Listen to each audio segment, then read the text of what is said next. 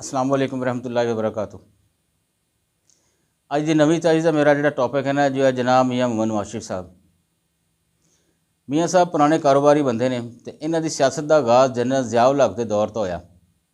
मैंने याद है जो पहली बारी मियाँ साहब वज़ीर खजाना बने सी तो PTV का दौर से तो जो TV ते आए तो उन्होंने को लफज नहीं से दाहर हो रही कि कैमरे की है सी उन्होंने कहते हैं कैमरा कॉन्शियस तो बड़ा डरे डरे जे लग रहे सन मियाँ साहब TV ते बैठे हुए। असीं वेखने छोटे छोटे होंगे सी उदों तो ब्लैक एंड वाइट दौर से TV ते मियाँ साहब तकरीर असीं सुनी तो उस बाद उन्होंने दौर चलता रहा। फिर जनरल साहब के जो जहाज़ क्रैश होया तो उस तो बाद 88 के इलैक्शन होए दोबारा तो मोहतरमा बेनज़ीर भुट्टो साहब तशरीफ लियाए सन उस तो पहले पाकिस्तान वो मरकज़ से बैठ गए बतौर प्राइम मिनिस्टर तो मियाँ नवाज शरीफ साहब पंजाब च आ गए बतौर वज़ीर आला। काफ़ी टसल चलती रही इन्हों की मरकज़ पंजाब के तो वो टसल के नतीजे के सन मेरे ख्याल 91 के शायद गुलाम इसहाक खान साहब ने असैम्बलियाँ तोड़तियाँ सन तो फिर दोबारा मियाँ साहब की जाग च आ गए सन। मियाँ साहब फिर उस वे प्राइम मिनिस्टर बने सी तो थोड़ी जी उन्होंने वड्डियां नाल उन्हों की घट बनती है। कुछ उन्होंने पॉलिसियां ने डट जाते हैं अपने मौकफ पर नहीं इंज नहीं तो फिर इंज ही होना जो फिर उन तो फिर उन्होंने कुछ बयान भी बड़े मशहूर हो मैं डिक्टेशन नहीं लूँगा मैं किसी की गल्लां नहीं सुनागा ये वो सारा कुछ उन्होंने मशहूर होया गुलाम इसहाक दौर से। फिर सन 93 के उन्होंने फिर भेजता गया काकड़ साहब तशरीफ लियाए उन्होंने समझौता कराया गुलाम इसहाक खान साहब के नाल। फिर बीबी तशरीफ लियाई ये फिर अपोजिशन लीडर बन गए। उस बाद दोबारा इलैक्शन होए ने सन 93 गालबन तो ये दोबारा फिर तशरीफ लाए सी तो 99 के आके मुशर्रफ साहब ने इकदार संभाल लिया सी उदों भी वड्डियां नाल नहीं बनी इन्हों की अरैस्ट भी रहे और बाहर चले गए। फिर जलावतनी इन्हों मुख्तसर तुहानूं दसना पिया स्टोरी तो बड़ी लंबी है उन्होंने मियाँ साहब की। बाहर चले गए सऊदी अरब के मेहमान रहे 7-8 साल उस बाद तशरीफ लियाए। फिर 8 इलैक्शन होए ने तो पीपल्स पार्टी आ गई हुकूमत के मरकज़ के। उस बाद 13 इलैक्शन होए ने तो फिर मियाँ साहब फिर दोबारा तशरीफ लियाए बड़ी अच्छी अक्सरीयत के नाल।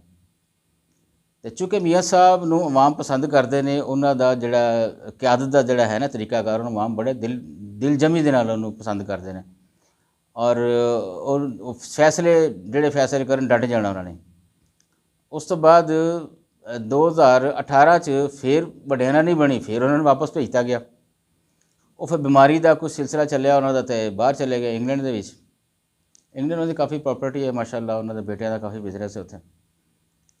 तो उस तो बाद फिर वो कल तशरीफ लिया रहे हैं लाहौर। मियाँ साहब की अगर जिंदगी ते नज़र दौड़ाई जाए ना तो एक मुसलसल जदोजहद एक मुसलसल लगन एक जज्बा है काम करन दा मुल्क दे विच और बेशुमार मनसूबे ने जोड़े मियाँ साहब की वजह नाल ही मतलब मुकम्मल होए ने। ये सब तो वड्डी मिसाल जी है ना वो तुसीं लवो एटमी धमाके जो किए बथेरे अमरीकियां के फोन आए ना करो ना करो मियाँ साहब डटे गए उन्होंने कहा जी करने ने लाजमी करने ने साड़ी बका का मसला है अगर इंडिया ने किए तो असीं क्यों नहीं करने। खैर वो एटमी धमाके होए साढ़े तो काफ़ी सारी पाबंदियां शबंदियां लगियां लेकिन उस तो बाद फिर उन्होंने होर कारनामे देखो तुसीं एक बंदा सहाफ़ी से गल कर रहे थे कहता सी अगर मियाँ साहब के कारनामे मुल्क चों कढ़ते जान ना तो मुल्क च कुछ भी नहीं गा।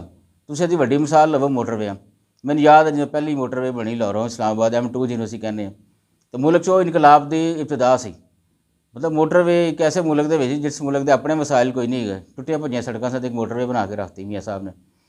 उस तो बाद फिर वो CPEC का मुआहदा होया हुण देखो तुसीं हर पासे मोटरवे विछियां ने पूरे मुल्क के और ज़ारे आमदोरफ जोड़े ने बड़े बेहतर हो गए ने पिंडा तक उन्होंने सड़कों विछाइया ने कारपेट रोडा विछाइया ने उन्होंने ये बड़ा वड्डा कारनामा है। फिर उस तो बाद बिजली का जोड़ा ना किया उन्होंने सिलसिला कारखाने लाए तो बिजली जी है वो पहुँच तो आवाम की पहुँच तक की बिजली होंगी नहीं साढ़े को जरदारी के दौर से आखिरी मैं याद है तो 20-20 घंटे लोड शेडिंग होंगी सी लेकिन मियाँ साहब ने आंदे जब हुकूमत संभाली तो उन्होंने फिर वो बड़ा काम किया बिजली के कारखाने लगवाए इधर उधर तो वो और जो गए ने 2018 तो उदों बिजली पूरी सी मुल्क के बाद बेड़ागर किया फिर जी खान की हुकूमत आई तो इस अलावा उन्होंने बेशुमार मतलब वो कारनामे ने तुसीं देखो रेलवे कितने चली गई सी साद रफीक नूं उन्होंने कहा भाव संभाल रेलवे तो बड़ी चंगी संभाली उन्हें और हुण पिछे गड़बड़ हुई है दोबारा वरना रेलवे साड़ी फिर तरक्की करन ते आ गई सी।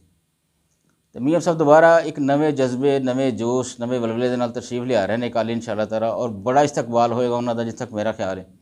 बड़ी बड़ी दूरों लोग तशरीफ लिया रहे हैं सिंध तो मैं हुणे खबर सुनना पाया देखा कि वो हैदराबाद काफिले तुरे ने जोड़े कल पहुँचने लाहौर उन्होंने इस्तकबाल वास्ते ਹੁਣ ਅਪੋਜੀਸ਼ਨ ਹੈ ਜਾਂ ਦੂਜੇ ਲੀਡਰ ਨੇ ਜਿਹੜੇ ਪੀਪਲਸ ਪਾਰਟੀ ਖਾਸੀ ਸੜੀ ਹੋਈ ਹੈ, ਉਹ ਜੋ ਮਰਜ਼ੀ ਕਹੀ ਜਾਵੇ ਜੀ ਪੈਸੇ ਦੇ ਕੇ ਲਿਆਂਦੇ ਨੇ ਬੰਦੇ ਤੇ ਇਹ ਕੀਤਾ ਉਹ ਕੀਤਾ, ਇਹ ਸਾਰੀਆਂ ਗੱਲਾਂ ਹੁੰਦੀਆਂ ਰਹਿੰਦੀਆਂ ਨੇ। ਲੇਕਿन ਮੀਆਂ ਸਾਹਿਬ इंशाअल्लाह ताला कल तशरीफ़ लिया रहे हैं लाहौर और डट के अपना सफ़र दोबारा सियासत का शुरू करेंगे। गो आंदे उन्होंने मुकदमे उन्होंने अगे लग आएंगे तो मुकदमियां फेस करेंगे और इंशाअल्लाह ताला बरी जुमा होंगे, क्योंकि उन्होंने कसूर कोई नहीं है। उन्होंने फसाया गया सी सारे मुकदमियां के ना, वड्डियां दे कुछ फैसले सन। बहरहाल जो भी है वो मियाँ साहब इंशाअल्लाह ताला काम करेंगे। अगर इलैक्शन भी मेरा ख्याल है कि जितने जितने भी होए 2024 होंगे ने या 2025 होंगे ने इलैक्शन, मियाँ साहब जितने।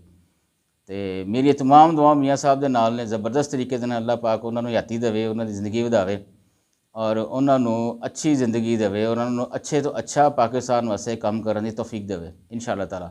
लो जी, ये इजाज़त दो तो अज की नवी ताज़ी मुक चली है। अल्लाह वेली, खुदा हाफिज़।